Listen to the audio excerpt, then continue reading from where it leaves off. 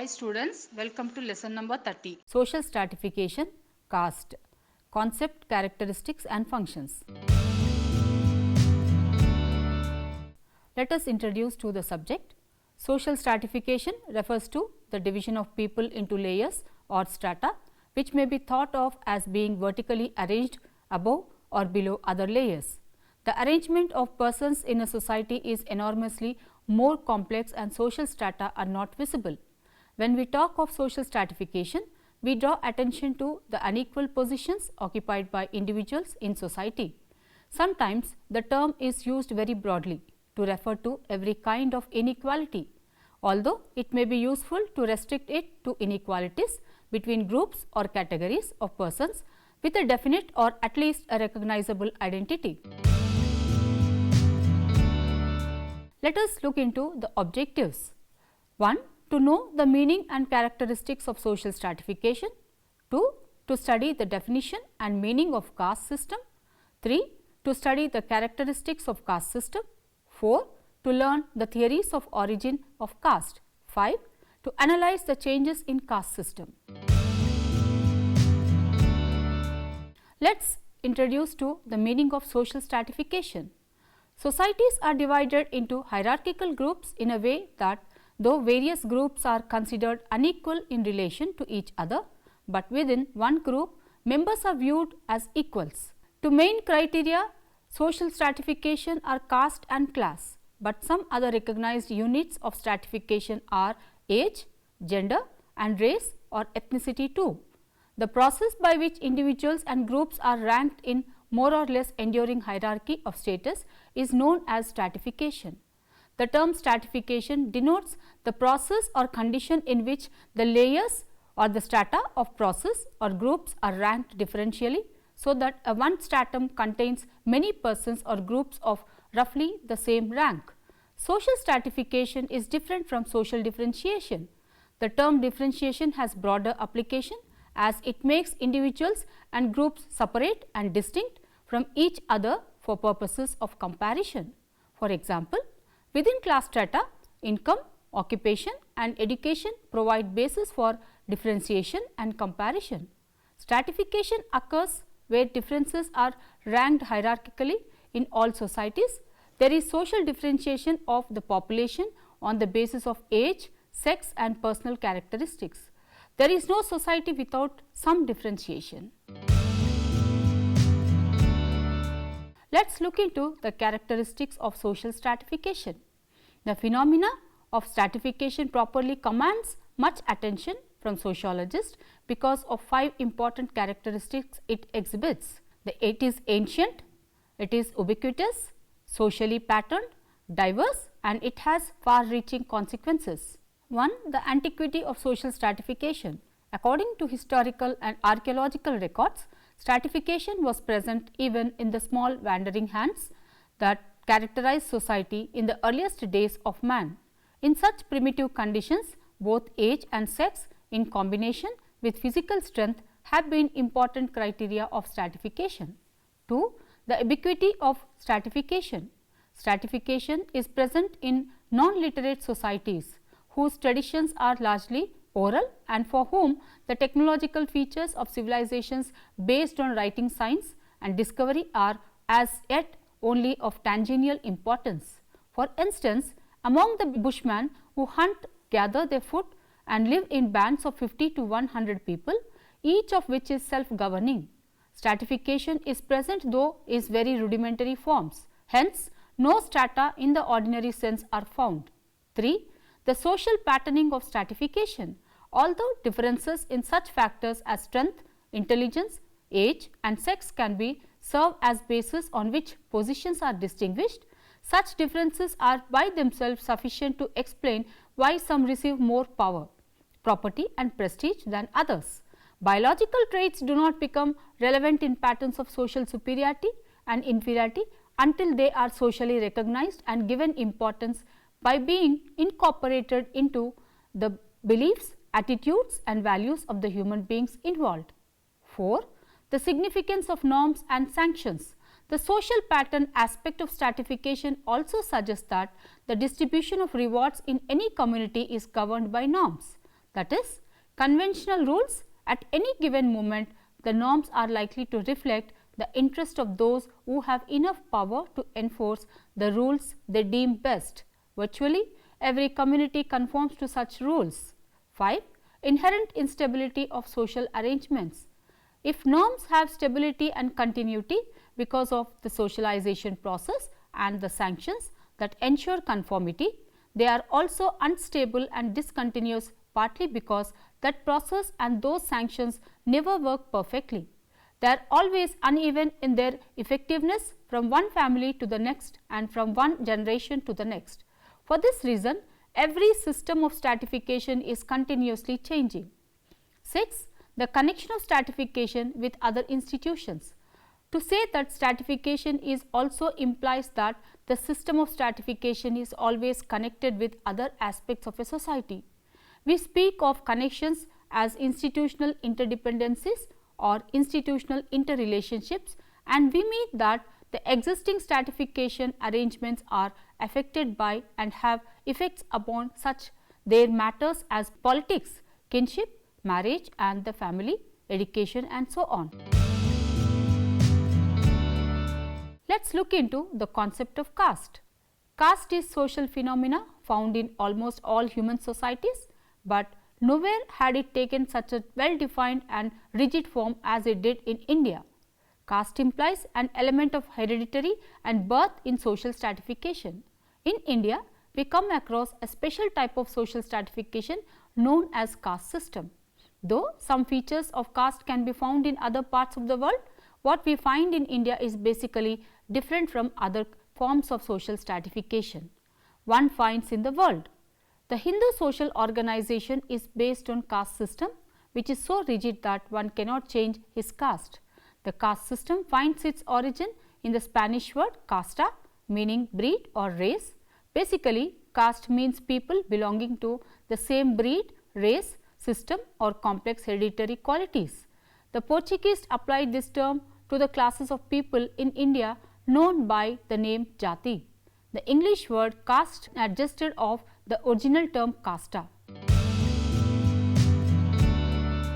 Caste as a unit and as a system. In India, caste is used of hierarchical ranking and exists side by side. Caste, which is rooted in religious beliefs, is considered a more important basis of social stratification for social, economic and religious purposes. Caste is a hereditary social group which does not permit social mobility to its members. It involves ranking according to birth, which affects one's occupation, marriage and social relationships. Caste is used both as a unit and as a system. As a unit, caste is defined as a closed rank status group, that is, a group in which the status of members, their occupations, the field of mate selection and interaction with others is fixed. As a system, it refers to collectivity of restrictions, namely restrictions on change of membership, occupation, marriage and commensal and social relations. In this context, there is a presupposition that in caste can exist in isolation and that each caste is closely involved with other caste in the network of economic, political and ritual relationships. Caste structural and cultural concepts.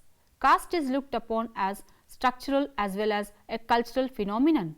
As a structural phenomenon, it refers to interrelated status, patterned interaction among caste on the basis of different restrictions and a stable set of social relations. As a cultural phenomenon, it is viewed as a set of values, beliefs and practices. The structure of the caste system is such that it has an organized pattern of interrelated rights, obligations of members of each caste and individual caste as groups in terms, status, roles and social norms. Let us look into the definitions of the caste. According to 𝗧𝗦𝗔𝗀, when a class is somewhat hereditary, we call it caste. According to Risley, it defines caste as a collection of families, group of families bearing a common name, claiming a common descent from a mythical ancestor, human or divine, professing to follow the same hereditary calling and regarded by those who are competent to give an opinion as forming a single homogeneous community. According to Kelkar, a social group having two characteristics. One, membership is confined to those who are born as members and includes all persons to be born. 2, the members are forbidden by an inexorable social law to marry outside the groups. Let us look into the characteristics of the caste system. The Hindu caste system is known as the Varna system. It is divided into 4 groups consisting of Brahmins, Kshatriyas, Vaishyas and Sudras. That is the reason why it is known as Chaturvarna or the fourfold division of the society. The Greek traveller Megasthenes mentions 2 important features of caste system in India. They are: 1, there is no intermarriage, and 2, there can be no change of professions. In addition, it has some other important features. 1, caste is innate. A very important feature of caste system is its absolute rigidity and immobility. A man dies in the same caste in which he is born, and it is the caste that determines his position in life. 2, there are laws concerning food. Caste prescribes certain types of food for different castes. For example, a Brahmin is not permitted to eat non-vegetarian food. Kshatriyas and Vaishyas are forbidden from taking certain kinds of food such as beef. But there are certain groups among Shudras who have the liberty to consume any type of food. 3, caste is endogamous. Endogamy is the most important element of caste system. It is the chief characteristic feature of the caste system as said by Westermarck. According to this, each individual must marry within his own caste, and that too within his own subgroup. This system is so rigid that intercaste marriages have been totally prohibited, and any violation of the rule involves ostracism, that is, losing membership in the caste. 4, hierarchical social structure. The caste structure of society is based on the hierarchical system of superordination and subordination held by the relation of superiority or inferiority with one another. At the apex are the Brahmins, and at the lowest end are the Harijans. After the Brahmins, the Kshatriyas, and next to them the Vaishyas are placed in the social structure of the society. At the lowest level are those castes from which the higher caste cannot accept any food or drink. As a result of the hierarchical system, the Brahmins and the Kshatriyas enjoyed a number of social and religious privileges. Thus, fourth important feature of caste system is that it has a definite scheme of social precedence. The whole society is stratified into higher and lower caste. 5, occupations are fixed. Every caste regards some occupations as its own hereditary and exclusive calling and tries to debar the others from exercising it. The original and exclusive occupation of Brahmin was to perform priestly duties. The Kshatriyas and Vaishyas were to occupy themselves with defense and trade, and the functions of the Sudras were to serve the other caste. But in course of time, this arrangement experienced many changes. The present day India does not reveal these characteristics to any significant degrees. 6, caste panchayat.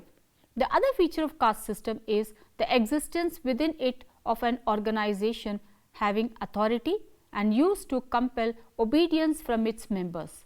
The caste panchayat usually exercises such authority, and it is traditionally concerned with all matters belonging to the code and discipline of caste. It acts as a court of law to give its judgment and impose penalty for the cases of violation of caste practices. 7, taboos. Caste system imposes several taboos which range from the intercaste interactions to food and occupational pursuits. Food taboo prescribes the kind of food that a man may eat or abstain from eating. Cooking taboo defines the persons who may cook the food for upper caste. Eating taboo lays down the ritual to be followed at meals. Commensal taboo is concerned with whom one may eat one's food with. Origin of the caste system. The caste system in India has been studied with 3 perspectives: Indological, socio-anthropological and sociological. The Indologists have viewed caste from the scriptural point of view, social anthropologists from the cultural point of view, and sociologists from the social stratification point of view. The Indological perspective takes its clue from the scriptures about the origin, purpose and future of the caste system. Those who have used this perspective maintain that Varnas have originated from Brahma's body and caste or jati are fissioned units within the Varna system, which developed as the result of hypergamy and hypogamy practices. Though the customs and the rituals etc. to be followed by different castes are prescribed in the Smrtis written in about 200 BC. But the regional, linguistic, ethnic and sectarian variations have gradually come to affect the ordering of jati relationships.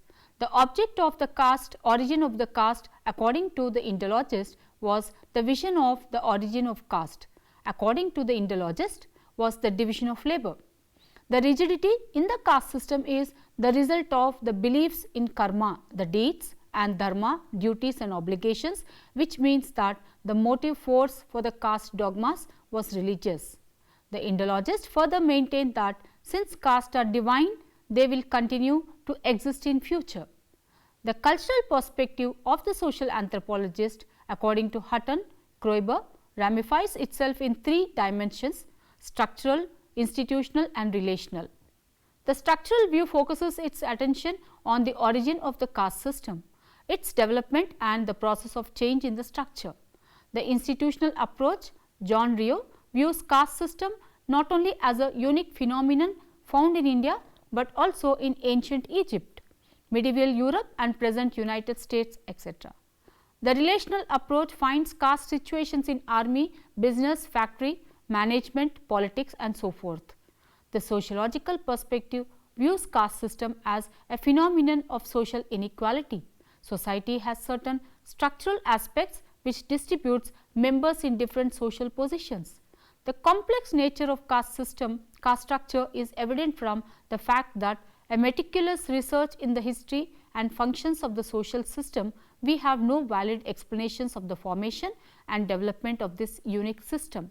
Some important theories in connection with the origin and development of caste system are traditional theory, political, religious, occupational, evolutionary and racial theories. Let us look into the traditional theory. According to this theory, the caste system is of divine origin. Vedic literature and Mahabharata explain how caste originated from the supreme creator, the Brahma, and why they were created. This literature throws light on the occupational aspect of caste system and tells that the Brahma created caste so that human being may harmoniously perform various social functions essential for the maintenance of the society. This theory proposes that originally only 4 main castes were created by the said divine will, and later on due to intermarriage between these castes, various subcastes and their branches came into being. The political theory. According to this theory, caste system is a clever device invented and then put into practice by Brahmins in order to place themselves on the highest ladder of social hierarchy and also to maintain themselves in that position. It is in accordance with this viewpoint that Dr. 𝗪𝗓 has written, caste is a Brahmanic child of Indo-Aryan culture cradled in the land of the Ganges and then transferred to other parts of India by Brahmin prospectors. Let us look into religious theory. This theory proposed that caste system took its origin due to the variation of the deities worshipped by various communities and also due to the superior position of religious rites etc. were given highest status. Occupational theory. This theory finds the origin of caste system in the nature and quality of social work performed by various groups of people. Those professions which were regarded as better and respectable made the person who performed them superior in the eyes of the society, and persons who were engaged in dirty and undignified professions came to be regarded inferior. Gradually, professions divided the whole community into distinct classes, each one associated with particular type of professions or groups of professions. As Nesfield has said, function and function alone is responsible for the origin of caste structure in India. Evolutionary theory. The supporters of this theory, the origin of caste happened from the economic guilds. The process of origin and formation of the caste structure has been an evolutionary process. As man became more civilized, his economic life became more complex and a division of social labor became inevitable. As a result of this, classes appeared in the society, and each class, in order to secure and safeguard its economic interest, formed closed groups which in time developed into caste structure, and various occupations became associated with various castes. Racial theory. According to 𝗧𝗦𝗔𝗧, who propounded this theory, the Aryans before they came to India was divided into 4 distinct classes, and after they settled in India, those 4 classes developed into 4 castes and later on into other subcastes. According to Dr. Majumdar, the caste system took its birth after the arrival of Aryans in India. They were the conquerors and looked down upon the aboriginals of this country, and hence they maintained their separate existence. Efforts to maintain a separate existence resulted in the evolution of caste structure. Merits of caste system. 1. It has provided every individual with a fixed social environment. In the words of Hutton, individual is provided with a permanent body of association which control almost all his behaviors and contacts. His caste channelizes his choice in marriage, acts as his trade unions, his friendly and beneficent society, his estate, his club, his orphanage. It takes care of sick man, and if it need, he provides for the funeral. 2. Caste system has created the spirit of cooperation and fellow feeling among members of the same caste. By helping the poor and needy, it has reduced the burden of the state in supporting the poor. 3.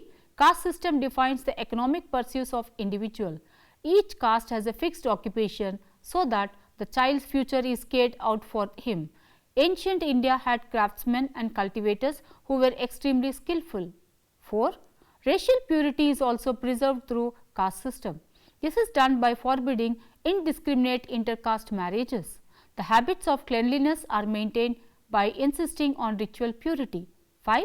Caste system also influences intellectual mobility. It influences the intellectual makeup of an individual.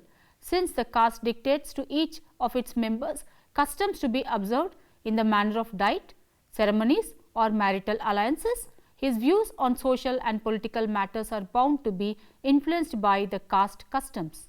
The spirit of equality is nourished within the group. Caste system develops class consciousness without breeding class struggles. It has created an efficient organization of Hindu society without giving any chance to class frictions and struggles. It has the best device to organize within one society people of different cultural level, if prevented the country from splitting up into different racial units. It has integrated Indian society into vast community and provided the country with a stable and orderly organization of society. 6. Caste system also helps in cultural diffusion within the caste, that is, the caste customs, traditions, beliefs, behaviors, skills, ideas, trade, secrets are passed on from one generation to the other. In this way, culture is carried on from one age to the other. 7. Various functions which are necessary in the life of an individual are provided by caste system. Functions ranging from education to scavenging, from government to domestic service are made under the sanction of a religious dogma. Let us look into the demerits of the caste system. 1. There are also demerits in the caste system. Since the individual has to follow the caste occupation and cannot change it according to his likes and dislikes, leads to stagnation. It deprives him from doing a job of his choice. Irrespective of one's likes and dislikes, one has to continue only his traditional hereditary occupation. 2. Caste system also leads to untouchability. According to Gandhiji, untouchability is the hatefulest expression of caste. A large section of people are reduced to the state of virtual slavery due to the caste system. Certain sections of the people in the society is branded as untouchables. They were made to live in seclusion and they were deprived of the meager necessities of life. They are actually made to rot in life. 3. Solidarity is also retarded in the caste system. It obstructs the growth of solidarity and brotherhood in the Hindu society by rigidly separating one caste from the another and denying any type of social intercourse between them. 4. Caste system often results in putting a man in the wrong occupation. The caste in which one is born always decides one's position in life or his occupation. He is not permitted to take up any other profession, though he may possess the skill and may like that job. 5. Caste system is also an obstacle to national unity. Caste system provided and proved an obstacle for the growth of national unity, as people from a lower caste have always felt discontented at the place given to them in society. According to 𝗳𝗏, it is the spirit of caste patriotism which endangers opposition to other caste and creates an unhealthy atmosphere for the growth of national consciousness. 6. The social and economic progress of the nation is also hampered due to the caste system. Since people believe in the theory of karma, they become conservative in their ideas. 7. Caste system is also undemocratic because it does not give equal rights to all people irrespective of their caste, creed or color. Social barriers are created in the way of lower caste individuals who are not given any freedom in their all-round development, and they are not provided with any opportunities for such developments. It is on this account that modern democracies have discouraged the caste division of society. Changes in the caste system. After the political independence of the country in 1947, besides industrialization and urbanization, other factors which affected the caste system are merger of various states, enactment of several laws, spread of education, socio-religious reform measures and movements, westernization, growth of modern professions, spatial mobility and the growth of the market economy. Broadly speaking, the following changes in the caste functioning may be pointed out in the present times. 1. Caste system is not the process of abolition, but is making adequate adjustment with modern changes. 2. The religious basis of caste has cramped. Old social practices of imposing varied types have dwindled. Caste no longer restricts newly valued individual freedom. 3. Caste no longer determines the occupational career of an individual, though his social status continues to be dependent on his caste membership. 4. Serious efforts are being made to grant equality to the backward caste. 5. Intercaste conflicts are increasing. However, these are more for achieving power than on grounds of ritual status. 6. Casteism has increased. 7. The 𝗪𝗠𝗔 system in the villages has weakened, affecting intercaste relations. 8. The dominance of a caste in a village no longer depends upon its ritual status. 9. Caste and politics have come to affect each other. 10. On the one hand, some caste organizations have strengthened, while on the other hand, a large number of castes have lost their group solidarity and a sense of responsibility. 11. Caste no longer acts as barrier to social progress and to nation's development. India is on the move in spite of caste system. There are two views regarding the present and the future of the caste system. One view is that caste system is fast changing and is weakening, though it is not being disintegrated or abolished. To this school belonged early scholars of the 1950s, 1960s, 1970s. According to D.M. Majumdar, Kuppuswamy, Kolanda and Max Weber, and scholars of the 1980s and 1990s, G.S. Gurye, Desai, Louis Dumont, Andrew Bettel, Yogendra Sikh, T.N. Madan, and these scholars refer to fusion and fission of caste and assimilation of tribes. They pointed out the basic changes in the caste system. 90% of the upper caste people accepted the lower caste people as their fellow diners, enabled him to give a statement that caste cleavages are being levelled up fast.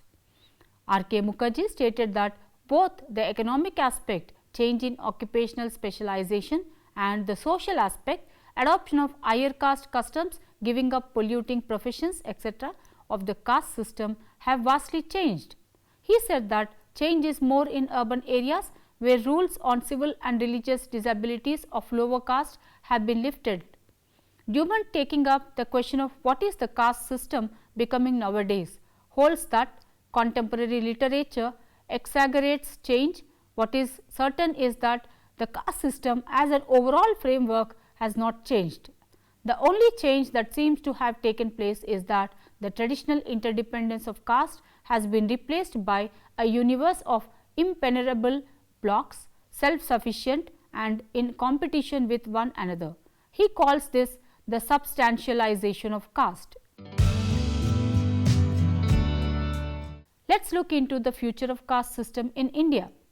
There is no sign of caste system losing its grip. The only visible change is in the attitude of different castes to rise in caste hierarchy and gain social prestige. While changes in the caste system are continuous and regular, the caste system remains intact for all practical purposes. It must be held that change is not in direction of dissolving the caste system. Some sort of class consciousness has crept into different castes. Electrified by the in-group feeling, they want to hold on to caste system all the more tenaciously. Nowadays, a caste tries to organize itself for social, economic and political purposes. Elections are being fought on caste basis. There are caste organizations also. In this lesson, we have learnt about caste system, which is the most prevalent form of stratification system in Indian society. The Hindu caste system is known as the Varna system. In the caste system, there exist certain rules to be followed by the members. Due to some factors like industrialization, westernization, Sanskritization, modernization and strict legislations, caste system underwent changes.